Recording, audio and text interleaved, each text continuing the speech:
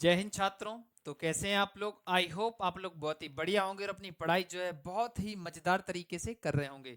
देखिए, आज हम आपको इस क्लास में क्लास 12th फिजिक्स में जो आपका टॉपिक है, हम जो कि आपको एक प्लेलिस्ट के माध्यम से डेरिवेशन का पूरा जो है टॉपिक करवा रहे हैं। उन्हीं टॉपिक्स में से एक टॉपिक है आपका दो समांतर धारावाही चालक तारों के बीच में जो बल लगता है। आज हम उसका जो है व्यंजक निकालने वाले हैं। अगर आपने पिछले वीडियोस नहीं देखी हैं तो पहले जाके वीडियो जरूर देख लीजिएगा, जिससे कि आपको चीजें बहुत ही आसान तरीका से समझ में आ सके। तो आइए स्टार्ट करते हैं बिना कोई टाइम वेस्ट किए हुए। सबसे पहले समझते हैं दो समांतर धारावाही चालक तार। देखिए, समांतर धारावाही चालक तार का मतलब क्या है कि समान दूरी, अर्थात समान उनकी जो बीच की दूरी होगी कैसी रहेगी, वो समान के अंतर पर रहेगी। देखिए यहाँ पर मान लो कोई एक तार यहाँ पर कौन सा है, मान लो इसका नाम है पी क्यू। क्या नाम है? P Q. ये क्या होगा? एक तार हो गया। दूसरा तार हो गया आपका आर एस। क्या हो गया? R S. देखिए, दो समांतर धारावाही चालक तारों के बीच क्या निकालना है? हमको बल निकालना है। अब इनके बीच में हमें क्या करानी है? बीच में जो धारा फ्लो कराएंगे। मान लो पहले वाले में I1 और दूसरे में I2। और इनके बीच की जो दूरी होगी, ये जो दूरी होगी ये कैसी है? मान लो आपकी आर। समांतर शब्द का मतलब जैसे ट्रेन की पटरी होती, इसी ठीक उसी प्रकार से ये कैसे रहेंगे? आपकी समांतर रहेंगे। अब देखिए, इसमें जो है आपको थोड़ा सा क्या लिखना पड़ेगा कि माना, क्या लिखेंगे?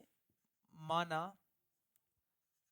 दो, जो यहां पर लिखा है, जो हमने अभी आपको बना के देखा है, सेम यही चीज लिखनी है। माना दो समांतर धारावाही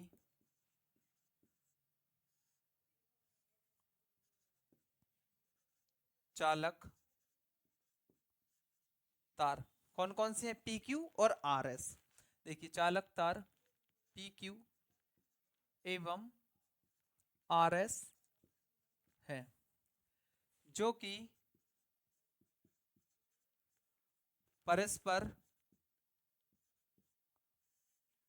समान दूरी पर, समान दूरी आर पर स्थित है। ठीक है। अब देखिए, लास्ट में हम क्या लिख देंगे? इन्हीं तारों के बीच का निकालना है हमें, जो है बल निकालना है। तो देखिए, दोनों, क्या लिखेंगे? दोनों तारों के बीच,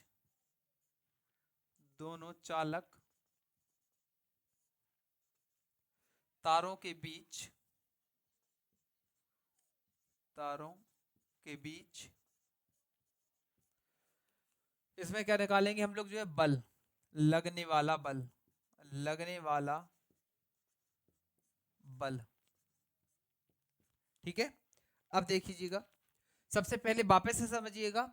ये जो PQ है, इसमें धारा क्या है? I1। और RS में क्या है? I2। अब एक बात आप चाहो तो इसमें और जोड़ सकते हैं कि यदि दोनों धारा की दिशा जो है अगर एक समान है, मतलब क्या है, एक ही दिशा में है, तो इसमें जो है बल कैसा होगा आपका, या इसमें जो आकर्षण बल लगेगा वो कैसा लगेगा आपका? एक दूसरे की ओर जो है ये आकर्षित होंगी। कैसे? एक दूसरे की ओर कैसे होंगी? आकर्षित। ठीक है। और अगर यही धारा मान लो एक की ऊपर की ओर होती है और दूसरे की नीचे की, तो ये कैसा होता है आपका? प्रतिकर्षित बल, अर्थात प्रतिकर्षण बल। ठीक है। तो चलिए स्टार्ट करते हैं अपनी डेरिवेशन को बहुत ही प्यारे और बहुत ही आसान तरीके से। सबसे पहले हम क्या लिखेंगे इसमें? PQ तार की धारा के कारण, धारा के कारण मतलब इसमें जो धारा बहेगी, इसकी वजह से जो सामने वाला आपका RS तार है, इसके आसपास क्या उत्पन्न हो जाएगा? एक चुंबकीय क्षेत्र उत्पन्न हो जाएगा। उसी का हम क्या लिखेंगे? फॉर्मूला। देखिए, के कारण RS तार के किसी बिंदु पर,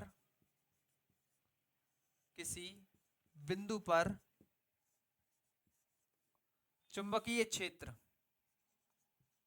चुंबकीय क्षेत्र, इसका फॉर्मूला क्या होता है? अगर आप लोगों को फॉर्मूला आता हो तो अच्छी बात है, नहीं आता हो तो देखिएगा।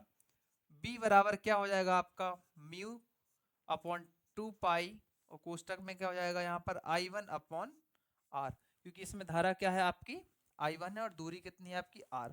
इसको हम क्या लिख सकते हैं? इसको जो है फॉर्मूला आपका पहला लिखना हो तो लिख लो, कोई ऐसे इंपोर्टेंट वाली बात नहीं है।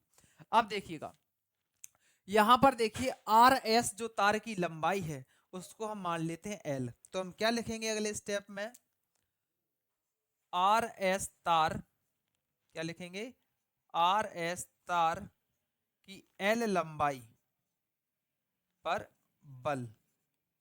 अब किस पर निकालेंगे, आर एस तार की लंबाई पर क्या निकालेंगे, बल। तो देखिए एफ बराबर फॉर्मूला क्या होता है, हम ये सब फॉर्मूले आपको पिछली वीडियोस में करवा चुके हैं, ठीक है। तो देखिए क्या हो जाएगा आपका I2, देखिए इसमें धारा क्या है I2, और क्या हो जाएगा आपका I2 बी, या आप इससे B1 भी लिख सकते हैं, कोई दिक्कत वाली बात नहीं है, बी एल साइन थीटा। अब देखिए I2 तो आपके यहाँ पर जो है फिक्स रहेगा, क्योंकि धारा कौन सी आपकी I2 है, लेकिन B का मान यहाँ पर क्या हो जाएगा, अभी हमने आपको बताया है, मतलब समीकरण 1 का आप जो है मान रख सकते हैं, ऐसा यहाँ पर लिख सकते हैं। B का मान क्या होगा आपका म्यू नॉट या म्यू 0 अपॉन 2 पाई कोष्टक में I1 अपॉन R, और यहाँ पर क्या चलेगा आपका साइन थीटा। अच्छा एक बात बताइए, ये जब किसी पृष्ठ पर होंगे तो लंबवत ही तो होंगे, अर्थात इसका मतलब क्या होगा, थीटा का मान कितना रखना पड़ेगा हमको, 90 डिग्री। तो थीटा बराबर कितना हो जाएगा, 90 डिग्री। तो नेक्स्ट स्टेप में हम जो है इसका मान रख देंगे, एफ बराबर, देखिए हम जो है इसको थोड़ा सा सिस्टमेटिक तरीके से लिखे दे रहे हैं, अपॉन 2 पाई I1 I2 इसके साथ में लिख दिया, ठीक है। अब देखिए साइन थीटा का मान रख देंगे तो कितना हो जाएगा यहाँ पर साइन 90, उसका मतलब क्या होता है आपका यही रह जाएगा, अर्थात 1 होगा। अब देखिए नेक्स्ट स्टेप में क्या करेंगे हम लोग, यहाँ पर अभी हमने क्या किया कि आर एस तार की लंबाई पर क्या निकाल लिया हमने, यहाँ पर जो है बल निकाल लिया। अब हम क्या करेंगे, यहाँ पर तार आर एस के प्रति मीटर, मतलब जो लंबाई होगी, इसमें हमने एल छोड़ दिया, कोई दिक्कत नहीं है, यहाँ पर एल और लगा लो इसका, ये छूट गया एल। अब देखिए तार आर एस के प्रति मीटर लंबाई पर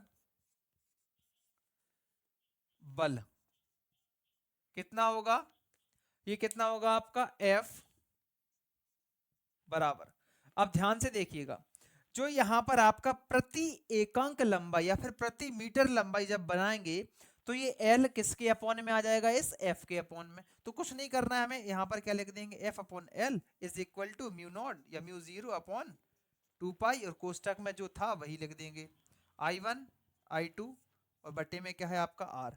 ये क्या है आपका जो है फॉर्मूला निकल के आ गया। एक बार और समझ लीजिएगा, आर एस तार की लंबाई पर, यहां से समझा दे रहा है, ये तो केवल फॉर्मूला है आपका चुंबकीय क्षेत्र का।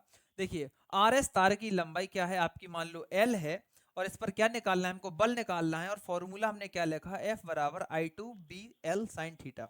अब ये बी का मान हमने यहां पर रख दिया म्यू नॉट अपॉन 2 पाई और I1 अपॉन आर, ये इसका मान हो गया। अब देखिए I2 और I1 यहाँ पर हमने एक साथ लिख दिए, और ये जो है सिस्टमेटिक तरीके से लिख दिया, और L हम पे धोखे से छूट गया तो हमने यहाँ पर लास्ट में ऐड कर दिया।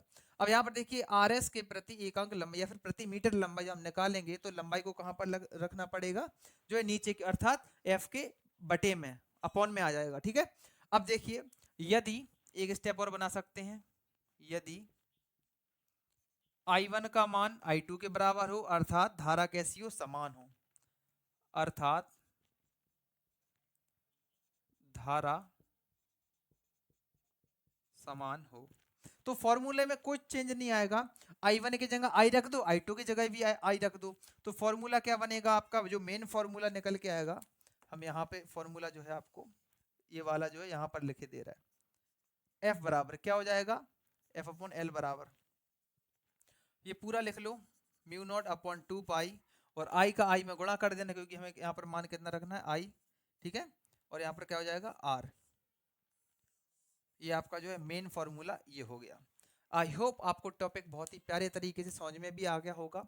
अगर आपको वीडियो पसंद आई हो तो एक प्यारा सा लाइक और कमेंट जरूर छोड़ दीजिएगा। जय हिंद सर करके। मिलते हैं नेक्स्ट ऐसे इंटरेस्टिंग टॉपिक के साथ, तब तक के लिए जय हिंद जय भारत। इसे नोट कर लो।